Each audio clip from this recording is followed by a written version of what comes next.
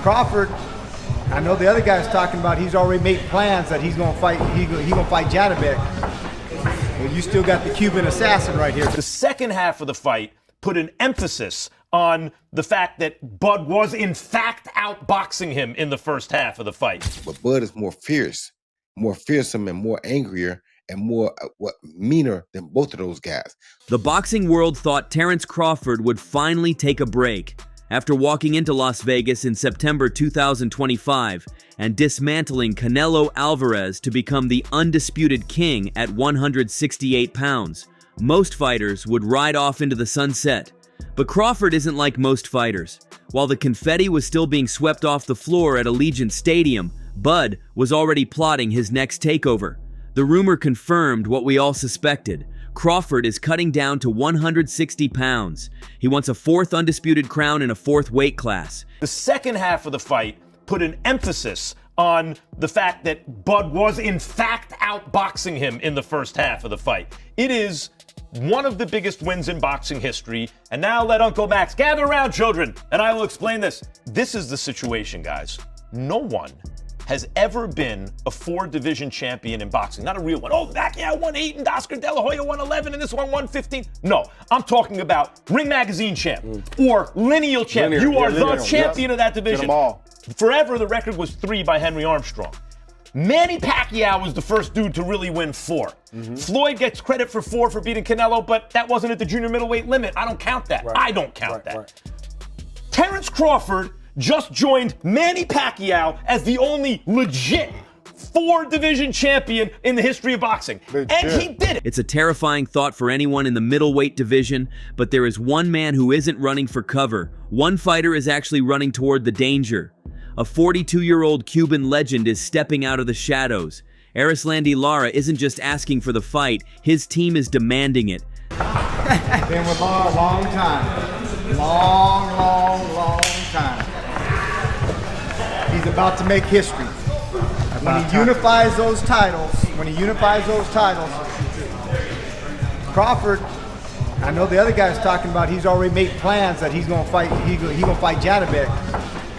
Well, you still got the Cuban assassin right here, baby. The technician, one of the best to ever do it. Canelo, you know we got. Come on, Canelo, you know, one of the best to ever do it, man. They believe they see something in Crawford's game that everyone else has missed. And if you think this is just an old champion looking for one last payday, you might be falling for the exact same trap that Crawford could be walking into. Unification Cup, Marcel, you know. You've been there since the beginning. You were there for that Canelo robbery. Hey, unification coming. It's coming. December 6th, baby. And you want Crawford? Hey, he can get it too. He can get it too. All the respect to him. One of the best to ever do it. But why wouldn't you want the best? He's at the elite. He's at the peak. Why wouldn't you want the best? Right? That's what it's all about, going against the best. Cream of the crop. One of the best to ever do it. Don't forget about my man Alex. And Louis D. Louis D. That's a product of Louis D. One of the best managers in boxing, baby. Jack. Can you get a photo with Rob?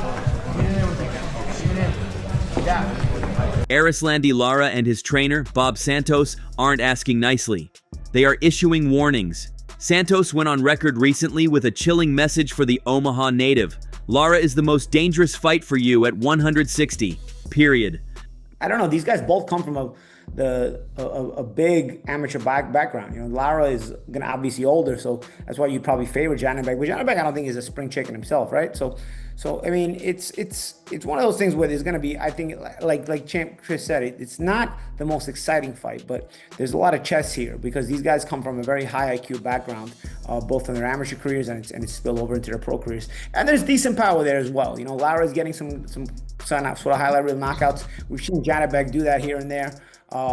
So, you know, that kind of thing is also not out of the question. As Canelo Alvarez has been a great fighter his whole career, people like Erislandy Lara gave you the blueprint on how to beat him. But Bud is more fierce, more fearsome, and more angrier and more meaner than both of those guys. So you know if they showed you the blueprint, Bud gonna go out there, take that blueprint and do even more with it. which is what Bud did.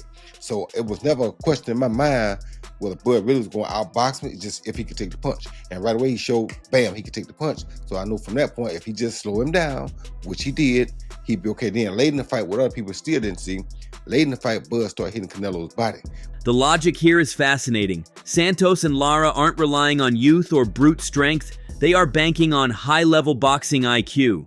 The narrative they're pushing is that Crawford has never faced a technician who can match his own chess game. Lara, the WBA champion, has been the boogeyman of the division for over a decade, the guy nobody looks good fighting. His team is publicly challenging Crawford's desire to be the best. They are asking the uncomfortable question, why wouldn't you want the best? You know, you favor Janibek, but if Janibek gives you one of these dud performances, you know, Lara has the craftiness to offset him, you know? So I think it's more important for Janibek to be the guy to really be on, because I think Lara, yeah, he's been inconsistent, but for the most part, you kind of know what you're going to get with Lara. You know, he can offset you, and he will offset you if you don't show up at your best. You favor Janibek because Lara is much older, but I don't know, man. I mean, if Janibek gives us one of those inconsistent performances that we've seen, you know, it's not out of the question that Lara here comes in and beats him. That's it.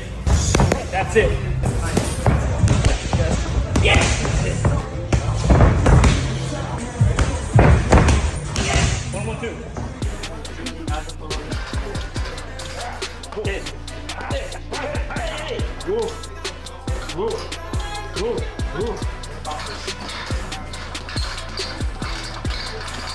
If Crawford really wants to prove he's the greatest of all time, he can't skip the hardest puzzle in the division just because the guy's in his 40s. Lara's camp believes they have the kryptonite for Bud. It's not about power, it's about precision. We've seen clips resurface recently where Lara breaks down exactly how to beat high-level counterpunchers, and fans are starting to connect the dots.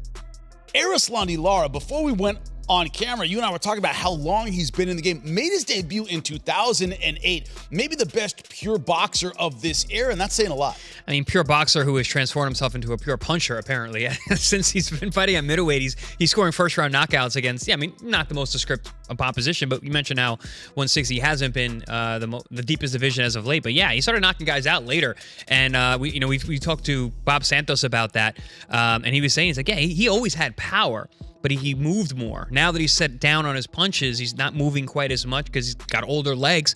Now that power's starting to show itself, which you really need at middleweight. And even though Lara, came up from 54, had some really good big wins down there. I thought he beat Canelo Alvarez at 54, by the way. But it's now moved up to middleweight. It's turned out to be a good puncher at middleweight with not only respectful power but world-class power. And this is an interesting fight. Yeah, he's an older guy, so obviously there's always those veteran tactics. But again, Alan Canuli he's from the Soviet school of boxing, so I don't know how many Chris, maybe you know better than me. This guy was one of those guys with tons of amateur fights. Absolutely. I don't know off the top of my head, but he's probably one of those guys with 200-300. No, I do think we have to start rating that. We have to start understanding that. When we talk about, guy only lost with 8 fights. Like I see idiot fans, for example, talking about when they want to criticize somebody, or he lost to this guy, he only had 8 pro fights. Yeah, like the same guy with 8 pro fights also had 1,000 amateur fights, dude. Right. You know what I mean? That actually matters, So the Cuban assassin has built a career on making aggressive fighters look foolish, and his team is betting that Crawford's aggression, even his calculated aggression, will be his undoing against a southpaw who refuses to engage on anyone else's terms. Bob Santos didn't mince words. He claimed that Lara is ready to unify right now. This is a massive shift in tone. Lara is actively hunting the most dangerous predator in the sport. It's a high-stakes gamble that signals supreme confidence. They aren't worried about Crawford's speed or his switch-hitting ability. They believe Lara's masterclass defense is the one thing Crawford can't crack. But if you ask me what I think about Janibek Alimkhanuly fighting Erislandy Lara, Erislandy Lara, his legs aren't what they used to be, but he knows how to move, how to set traps. He's got long arms. He knows how and when to throw that left hand. I mean, you kind of got to favor Alimkhanuly, but I would not be surprised if Erislandy Lara clipped him. Now, this is where shit gets interesting. No matter what happens, either Alimkhanuly or Lara will end up with having 3 belts at 160. Then Adames and Sultanov, somebody's going to win and somebody's going to have that WBC belt. But then you got Terence Crawford, who may be able to come down and in 2 fights become undisputed at 160. Because I do think Crawford will beat Erislandy Lara. I think he will beat Alam Kanuli.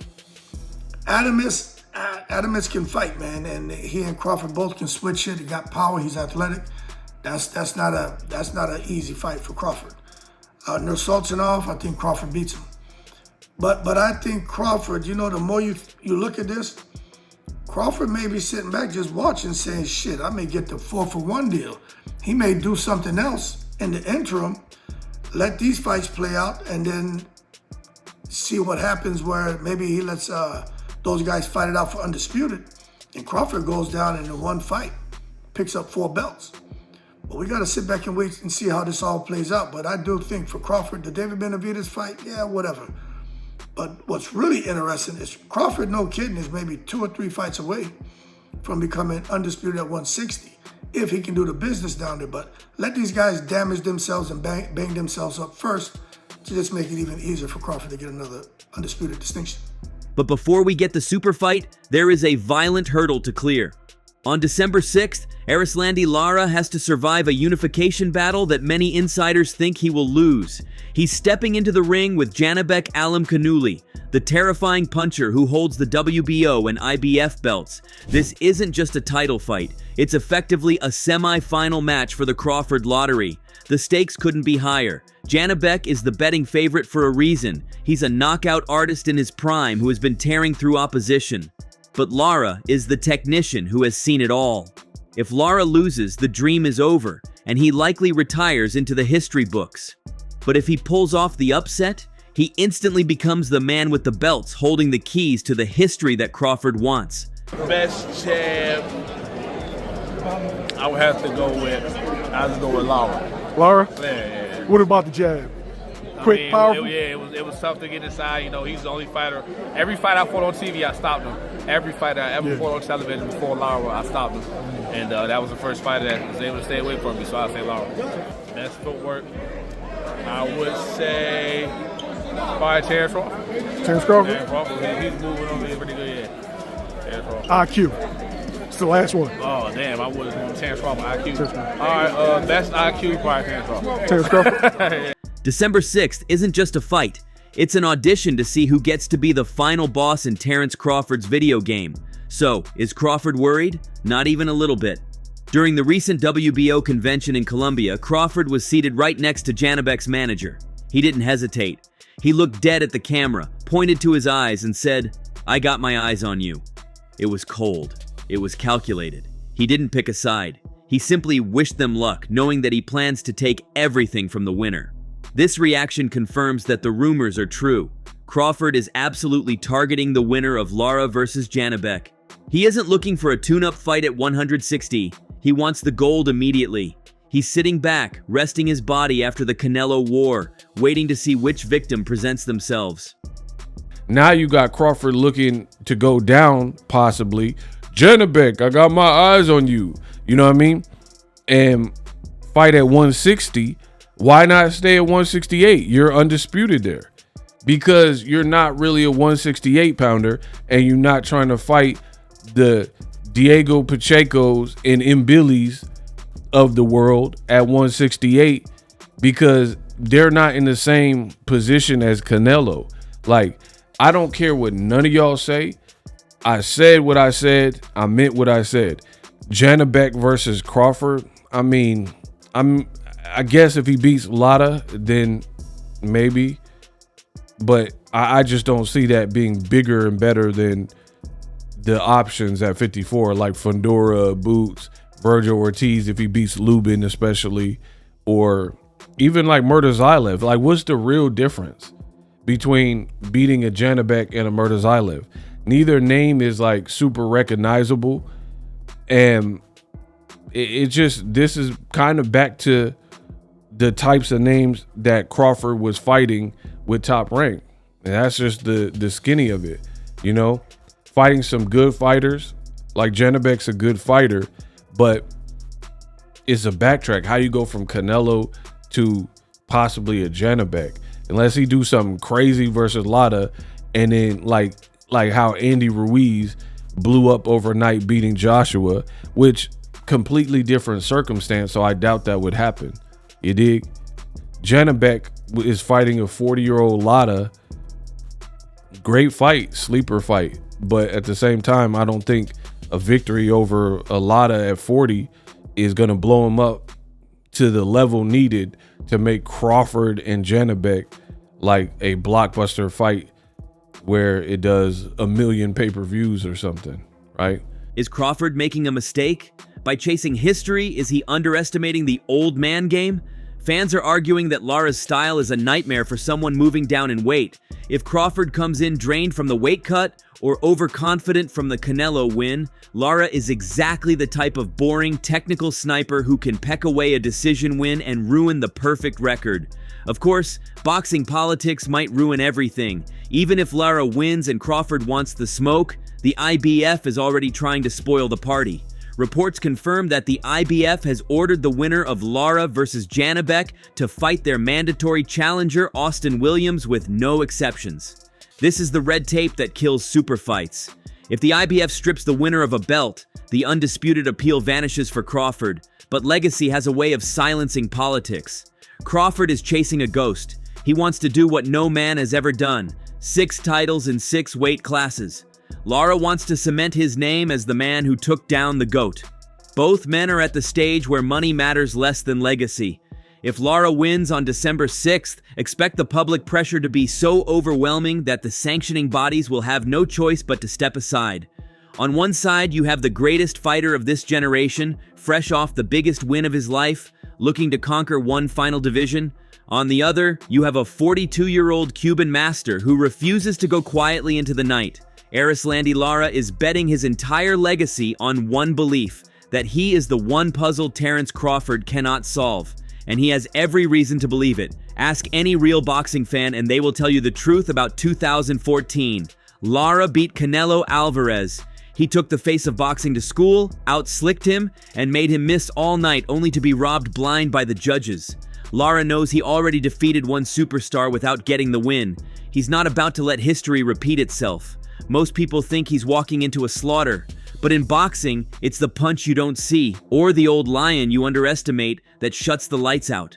Crawford has his eyes on the prize, but he better keep his hands up because the Cuban assassin is ready to take the shot. So, that's all from today's video. If you enjoyed it, remember to leave a like, subscribe, and ring that bell icon so you never miss our upcoming videos. And don't forget to share your thoughts in the comments section. Stay tuned, and we will catch you in the next video.